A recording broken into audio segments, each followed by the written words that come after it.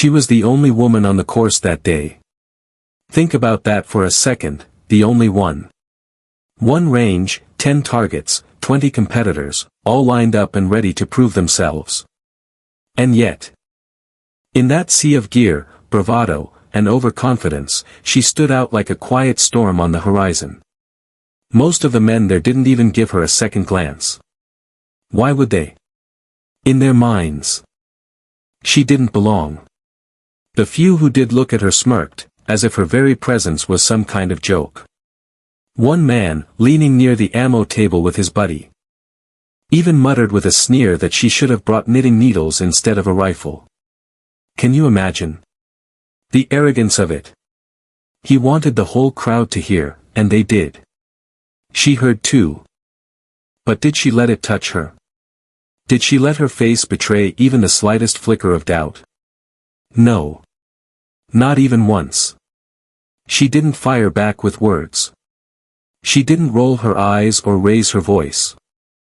She just stood taller, stepped up to her lane, and locked in. The silence was almost unbearable, the kind that weighs down on your chest. And then, when the buzzer cut through the still air, her rifle moved as though it had a memory of its own, like every fiber of that weapon knew what it had been built for and who it belonged to. 10 targets. 10 rounds. 10 seconds. Not a single miss. Perfect. Lightning fast. Surgical.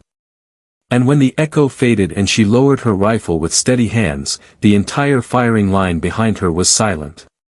Silent. Not a whisper, not a chuckle. Not even the usual muttered excuses you'd expect. Just stunned stillness. Before we go further, let me ask you something from the heart. Are you ready to help us honor those unsung heroes who've sacrificed so much in silence? If you believe stories like these, raw and powerful, deserve to be shared, hit that subscribe button and help keep them alive. What's unfolding here isn't just a story, it's a reminder of the quiet legends among us, waiting to be noticed. The sun was already climbing high when she rolled into the gravel parking lot. Not close to the crowd, not near the lifted trucks with their chrome gleaming in the sunlight. Not beside the flags flapping proudly off tailgates. She chose the far end, where the shadows still lingered and the noise of laughter and trash talk was just a little more distant. She stepped out without hesitation. No wasted movement. Dark boots crunching against the gravel, tan cargo pants, hoodie zipped halfway. Range bag slung over one shoulder like it was just an extension of her body. Nothing fancy. Nothing flashy. Nothing designed to announce her presence or demand attention. Just calm, clean, and efficient. Her name was Erica Kane. Nobody there knew it yet, but they would. The range itself was alive with chatter, men comparing specs, rattling off muzzle velocities like trading cards. Like high school boys whispering cruel jokes in the hallway. At one of the tables, a guy in his 30s leaned back lazily in his chair, watching her with a crooked smile. "You here to time us or take notes?" he asked, his tone dripping with mockery. His buddy added, chuckling, "She's probably here for the airsoft demo." A third chimed in with, "Don't worry, boys. She'll keep score while we shoot." The laughter that followed was sharp and loud, meant for her ears, meant to sting. But she didn't respond. Why would she? Words were cheap. And she'd heard it all before. In Afghanistan, in Kuwait, even at Quantico. It never mattered. Her job was never to convince skeptics. Her job was to be better. At the check-in table, the man with the clipboard gave her the same treatment, his eyes scanning her gear with barely concealed suspicion. "You know what this course is, right?" he asked. As though she'd somehow wandered into the wrong place. She nodded once. "Yes. 10 and 10. You got a timer or someone spotting for you?" Without a word, she set her bag down, unzipped it, and pulled out a chrono sensor with her name etched into the side. Verified. Logged. Certified on her last 3 range qualifiers. You want to see the log? She asked evenly. The man blinked. Caught off guard, then shook his head. No, I just. Most women don't show up to this one. Her eyes narrowed, but her voice stayed calm. That's not a reason. He didn't answer. Just checked her name off and muttered, Lane 12. As she walked past, the range marshal raised an eyebrow. You military? He asked. Was, she said. Branch Navy. He gave her a look that was half impressed, half skeptical. Don't see many women come through. She shrugged, unbothered. You're looking in the wrong places. By the time she reached her lane, the men beside her were already unpacking their arsenals, tripods, rests, scopes, backup mags, GoPros mounted at every angle. One man had so many attachments on his rifle it looked more like a science experiment than a weapon. They looked at her with open curiosity, smirks barely hidden. One of them, young and overconfident, nodded at her weathered 2 Malawian Kwacha's rifle. You bring that for practice, or is that your real entry? It's not fancy, she said quietly. But it doesn't miss. He grinned, full of teeth and mockery. Hope you brought a sewing kit, too, just in case. There it was, the jab, the insult meant to stick. His friend laughed too hard, too loud, slapping his knee before turning back to his gear. But Erica? She didn't budge. She didn't even blink. She let the words roll past her like smoke. Because she wasn't here for them. She wasn't here to entertain. She was here for herself. She was here to remember. And soon, they would all remember her. The first competitor stepped up, and the air changed.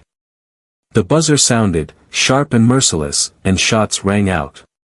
Fast, frantic. Echoing across the range. The man hit his first 5 targets with confidence, but by the 6th he stumbled, missed, fumbled his reload, and the buzzer cut him off mid-motion. The crowd gave him polite nods, surface-level sympathy. But beneath it? Quiet relief. Quiet satisfaction that he hadn't set the bar too high. Shooter after shooter followed. Some made it to 6 hits. A few reached 7.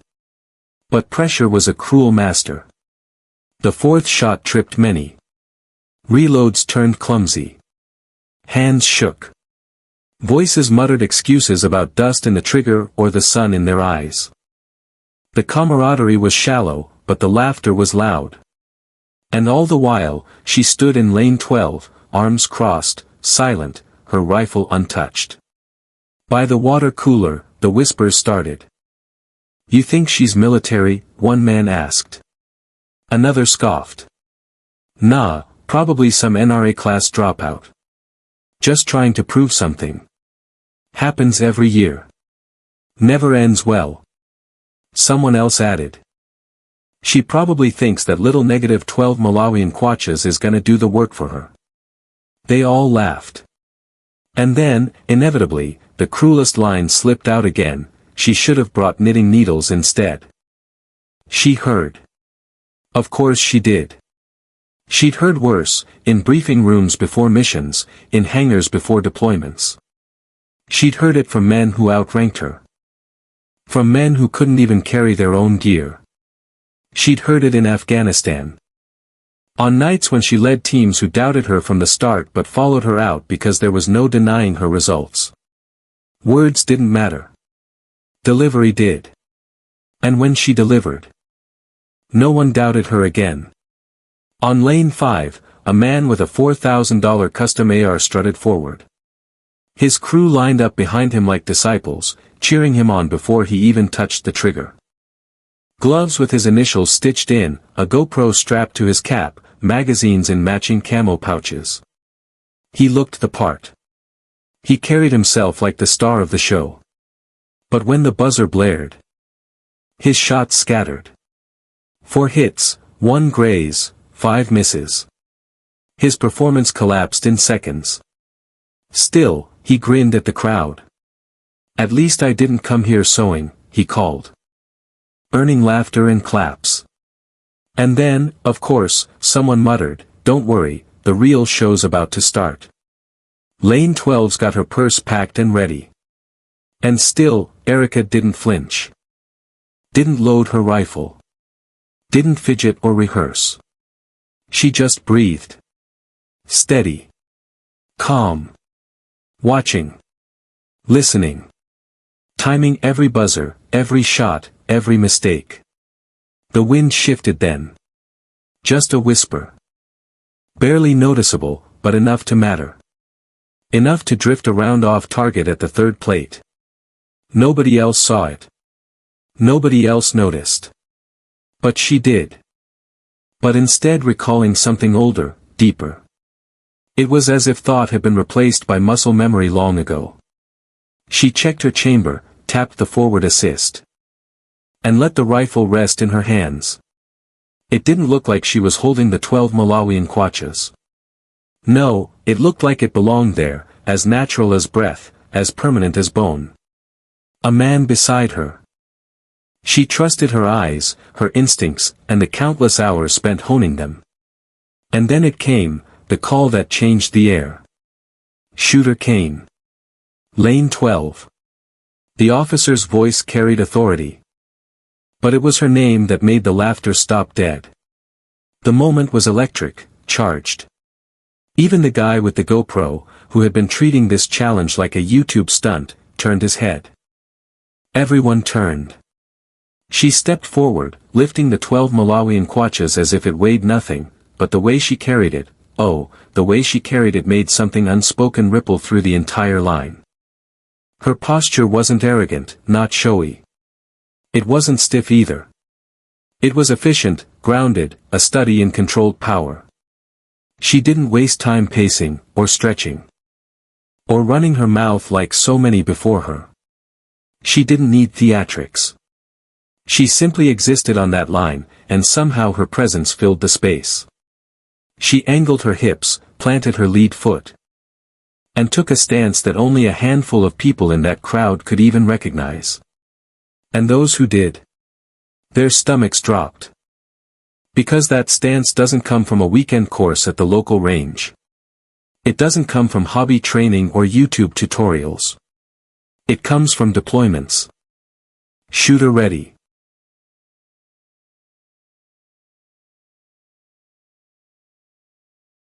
Her nod was sharp, deliberate. 10 targets. 10 seconds. 10 chances at perfection. The steel plates stood in front of her, gleaming under the sun, their white paint fresh and unforgiving. They wanted proof that this challenge wasn't for everyone, especially not for her. Then the buzzer snapped. It cut through the air like a spark setting fire to dry brush. And in that instant, cleaner than anyone expected. 5th target, down. 6th target, down. Not a pause. Not a hitch. Was she even breathing? 7th, hit. 8th, hit. Her hands adjusted elevation by instinct alone. As if she could feel the wind in her blood. 9th target, hit. 10th, hit. 10 rounds. 10 impacts. 10 seconds, or just under. The echo of the last shot rolled off into silence. And had simply done it. Safety on. Magazine out. Chamber cleared. Routine. Calm. Behind her, dozens of people stood frozen, mouth slightly open, eyes wide. All blinking like reality had just slapped them awake. Had they really just seen it? Had this woman they mocked, this stranger they dismissed, just pulled off what most of them couldn't dream of? Then another. Then it spread. Not cheers. Not whistles. Just clapping. Awkward, honest, humble clapping. Someone near the benches finally broke the silence. Holy, she actually did it. His friend shook his head. She didn't just do it. She smoked it. And what about the man with the knitting joke? The one who thought he was clever. He sat with arms crossed tight, his face red. His words gone. What could he say now? Nothing. But Erica didn't even flinch at the applause. She didn't acknowledge the whispers, the stares. She packed her rifle with the same precision she had loaded it. Silent. Routine. She didn't crave approval. Why would she? One younger competitor, barely more than a kid, stepped out of her way and said softly, "Excuse me, ma'am." She gave a single nod. That was enough. And then, just like that, she was gone. But her silence? It stayed. It lingered louder than any rifle report. By the time Erica Kane drove off the gravel lot, something unspoken had shifted at that range. Lane 12 wasn't just another shooting lane anymore. It had become sacred ground. Nobody dared to step up behind her. Nobody wanted to follow that act. The clipboard guy held his pen like he had forgotten what to do with it. The knitting joke man packed his bag without a word. No speeches. No apologies. It wasn't necessary. The damage had already been done with the smirks and the dismissals. But what lingered wasn't just shame, it was awe. She hadn't shouted. She hadn't bragged. She hadn't told them she was Navy.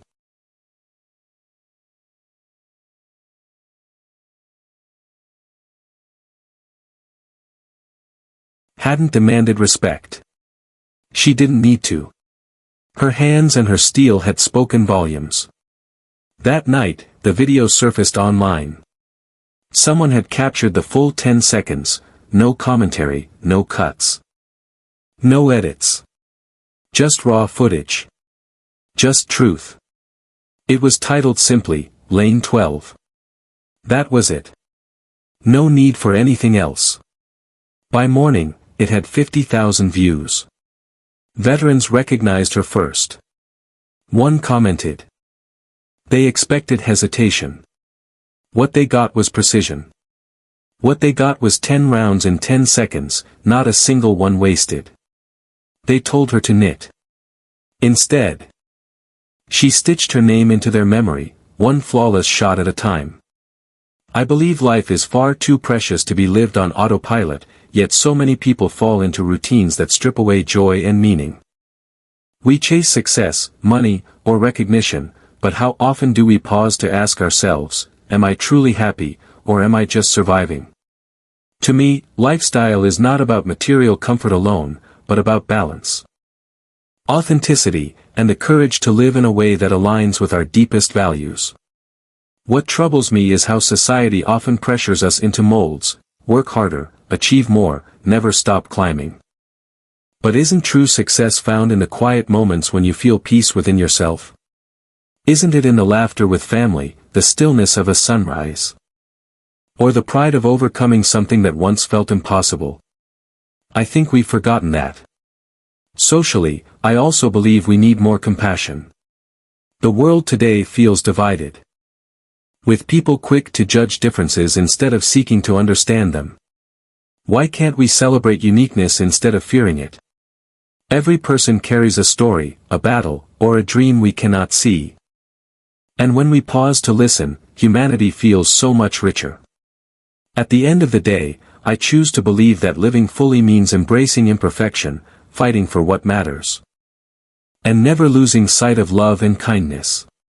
Because what's the point of building a future if our hearts remain empty? I'd rather live a life of meaning than one filled with shallow victories. That, to me, is the lifestyle worth pursuing. So I ask you, have you ever seen someone like her? A woman veteran who never begged for credit, but whose actions demanded it. Someone who walked quietly, led powerfully, and showed the world what strength truly looks like. Say her name. Share her story. Because voices like hers are too often forgotten. Thanks for joining us on this intense ride. If it resonated, hit subscribe, ring the bell, don't miss out. Here's to the silent sacrifices, together, we're unstoppable. See you next time.